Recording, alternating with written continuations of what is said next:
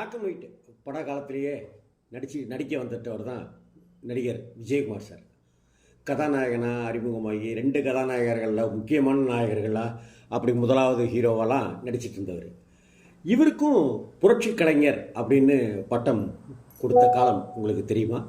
அப்படி புரட்சி கலைஞர் அப்படின்னு விஜயகுமாருக்கு டைட்டிலில் போட்டு பல வருடங்கள் கழித்து திரையுலகுக்கு வந்த விஜயகாந்த் சாருக்கு அதே போல் புரட்சி கலைஞர் பட்டம் கொடுக்கப்பட்டதுங்கிறது தான் இங்கே சுவாரஸ்யம். சரி, அந்த புரட்சி கலைஞர் பட்டம் பற்றி இப்போ பார்ப்போம். விஜயகுமார் சாரை பற்றி நம்ம கவனிப்போம்.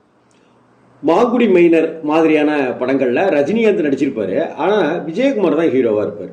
அப்படி தான் வந்தது. அதே போல் சிவகுமாரோட கமல் நடிப்பார். சிவகுமார் தான் முதல் ஹீரோ, கமல் 2வது ஹீரோ. சிவகுமாரோட ரஜினி நடிப்பார், சிவகுமார் தான் முதல் ஹீரோ, ரஜினி 2வது ஹீரோ. இப்படித்தான் விஜயகுமார் கதையோட ஹீரோவாக அவர் நடிப்பார். மற்ற நடிகர்கள் ஜெய்கணேஷ் மாதிரியானவங்க 2வது ஹீரோவாக இப்படி நடிப்பாங்க. இப்படி தான் வழக்கமாகவே அது தொன்று தொட்டு அப்படியே நடந்துக்கிட்டே இருக்கு. விஜயகுமார் வெற்றியாகவே போயிட்டே இருக்காரு, வெற்றி படங்கள் கொடுத்துக்கிட்டே இருக்காரு. இதில் இன்னொரு விஷயம் செஞ்சார் விஜயகுமார் சார். ஆரம்ப கால படங்களில் தன்னை ஒரு எம்ஜிஆர் ரசிகன் அப்படின்னே அவர் திரையுலகில் ஸ்க்ரீனில் காமிச்சிக்க ஆரம்பித்தார். பச்சை குத்திட்டு வர்றது, எம்ஜிஆர் ட்ரெஸ்ஸு போட்டிருக்கிறது, எம்ஜிஆர் உருவம் பொறித்த இது பண்ணுற டாலர் போட்டிருக்கிறது, கையில் ரெட்டை இலையை பச்சை குத்தி போட்டிருக்கிறது அப்படின்ட்டுலாம் வந்தார். உரிமை குரல் படத்தில் ஸ்ரீதர் சாருடைய உரிமை குரல் படத்தில் எம்ஜிஆர் சார் நடித்தார்ல புரட்சி தலைவர், அதில் எம்ஜிஆர் உடுத்தி இருக்கிற அந்த வேஷ்டி ஸ்டைல் இருப்பாருங்க, ஆந்திரா ஸ்டைலில் ஒரு மாதிரியாக வித்தியாசமான ஸ்டைலில் எம்ஜிஆர் ட்ரெஸ் பண்ணியிருப்பார், வேஷ்டி கட்டியிருப்பார்.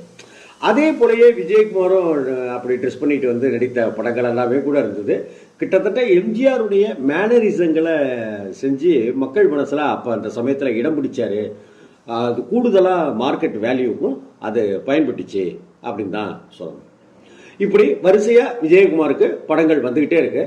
படம் சுமாரான வெற்றியையோ அல்லது பெரிய வெற்றியையோ கொடுக்குது. முதலுக்கு மோசம் இல்லை அப்படின்றது தான் விஜயகுமாருடைய படங்கள் பேரெடுத்து கொடுத்துச்சு, லாபத்தை கொடுத்துச்சு. விஜயகுமார் ஒரு கவனிக்கத்தக்க ஒரு ஹீரோவா நடிகரா அப்படியே திரையுலகில் வந்துட்டே இருக்காரு. அப்போ விஜயகுமாருக்கு அடைமொழி ஒன்று போட ஆரம்பிக்கிறாங்க. மக்கள் திலகம் எம்ஜிஆர் அப்படிங்கிறது மாதிரி, புரட்சி நடிகர் எம்ஜிஆர் அப்படிங்கிறது மாதிரி, நடிகர் திலகம் சிவாஜிங்கிற மாதிரி, லட்சிய நடிகர் SSRங்கிற மாதிரி, மக்கள் கலைஞர் ஜெய்சங்கர் அப்படின்னு போடுவாங்கல்ல, அது மாதிரி சிவகுமார், கமல், ரஜினி முதலானவருக்கு கூட அப்போ பட்டங்கள் கிடையாது. அதுதான் இங்கே கவனிக்கத்தக்கது. சிவகுமார் சாருக்கு பொதுவாக பட்டங்கள் கிடையாது. கமலுக்கு இப்போ உலகநாயகன்லாம் போடுறாங்க, ரஜினிகாந்த் அவர்களுக்கு இப்போ சூப்பர் ஸ்டார் அப்படின்லாம் போடுறோம் இல்லையா. அப்போ அப்போ கமலுக்கும் பட்டம் கொடுக்கல சொல்லுவாங்க, காதல் இளவரசன் கமலஹாசன்ட்டு. ஆனால் அப்படின்லாம் போடல, ஸ்டைல் மன்னன் அப்படின்லாம் போடுவாங்க. அது தொடர்ந்து பல படங்கள் எல்லாம் உபயோகப்படுத்தப்படலை, அது மாதிரிலாம் விஷயம். ஆனால் எம்ஜிஆர், சிவாஜி, SSRக்கு பிறகு, மக்கள் கலைஞர் ஜெய்சங்கருக்கு பிறகு அப்படி ஒரு அடைமொழி ஒன்று கிடைச்சிது, பட்டம் கிடைச்சிதுனாக்கா அது நிச்சயமா விஜயகுமாருக்கு அப்படின்னு தான் சொல்லணும். அந்த அளவுக்கு ரசிகர் கூட்டமும் இவருக்கு இருக்கத்தான் செஞ்சுச்சு. 80களுடைய ஆரம்பத்தில் கமல் வளர்ந்தாரு, ரஜினி வளர்ந்தாரு.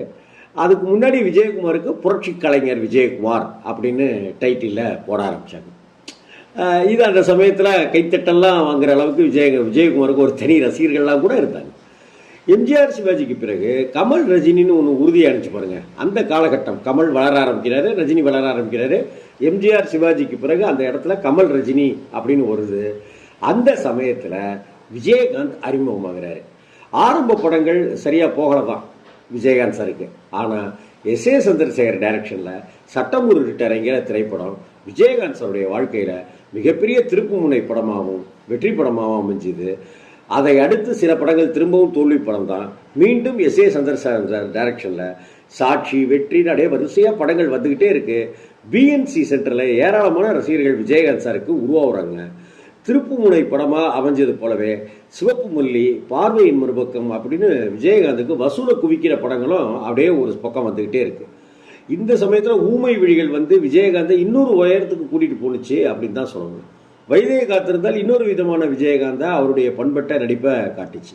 கலைஞருடைய வசனத்தில் ராமநாராயணன் சார் டைரக்ஷனில், மணிவண்ணன் சார் டைரக்ஷனில் கலைமணி அவர்களுடைய படங்கள்னு நல்ல நல்ல படங்களாக, வெரைட்டியான படங்களாக விஜயகாந்த் நடிக்க கமல், ரஜினி அப்படிங்கிற இடத்துக்கு அடுத்தாப்புல அன்னைக்கு தேதிக்கு பிரபு இருக்காரு, மோகன் இருக்காங்க, கார்த்திக் இருக்காங்க, சத்யராஜ் சார் இருக்காங்க அப்படின்னாலும் கூட கமல், ரஜினி, அடுத்து விஜயகாந்த் அப்படிங்கிற 3வது இடத்துக்கு அவர் நெருங்குறாரு, வளர்றாரு. அந்த அளவுக்கு விஜயகாந்த் தன் படங்களில் தமிழை போற்றுகிற வசனங்கள் தான் ஆரம்ப கால அடையாளங்களாகவும், கம்யூனிச சிந்தனைகள், முதலாளி தொழிலாளர்கள் வர்க்கம், அந்த மாதிரியான விஷயங்களை எடுத்துக்கிட்ட படங்கள் தான் நிறையா நடித்தார் அவர். இயல்பாகவே தமிழ் மேலே அவருக்கு இருந்த பற்று தன் படங்கள்லையும் அவர் வெளிப்படுத்தினார்.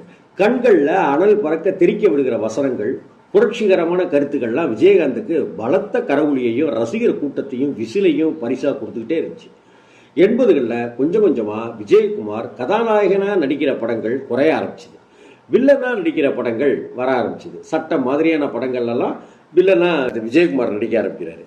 கமலஹாசனுக்கும் ரஜினிக்கும் வில்லனாக நடிக்கிறாரு விஜயகுமார். பிறகு வில்லனா குணச்சித்திர கேரக்டரு அப்படி இப்படின்ட்டுலாம் வெளுத்து கட்டிட்டு இருக்காரு இன்னைக்கு வரைக்கும்.